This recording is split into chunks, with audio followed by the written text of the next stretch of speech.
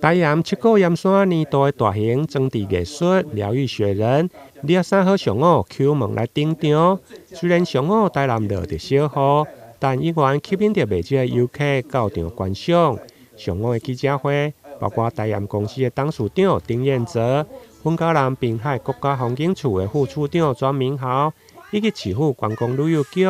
甲着台港国家公园管理处拢到场出席，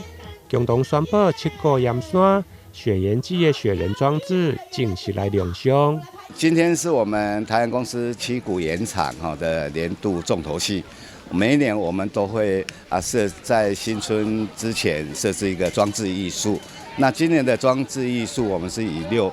6公尺高的一个疗愈雪人当主题。那我们希望说呈现的是对环境永续的一个关怀。我们只要游客走上半山腰，你会看到我们的疗愈雪人的一个设计，它底下是有融雪的感觉，让我们的盐跟雪景很自然的把它融合在一起。那我们希望说游客看到这样的一个设计，可以去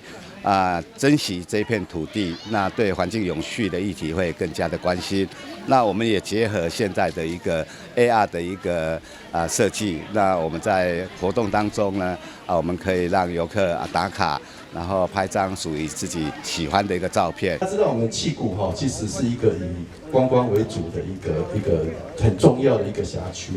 除了说我们有好吃的海鲜、最鲜的一个海产之外，我们的夕阳景点都非常的优美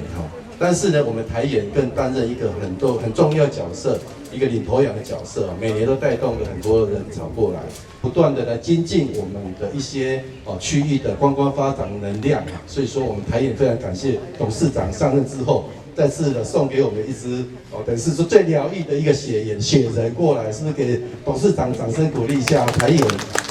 我们代表我们云嘉南，特别我们七股的在地的乡亲来感谢我们台盐管6公尺的雪人，圆滚滚的身躯，低着头咧，食冰机的模样相当的可爱。徛伫个盐山顶面，呈现反差萌，希望造予游客超疗愈的幸福感。另外，现场还有雪人不倒翁的大棍，摇摇晃晃，提供民众来翕相拍卡，以及小朋友喜欢的小盐场对雪人顶，欢迎民众做伙来七股盐山过冬，享受浪漫的雪景。台南新闻林根采访报道。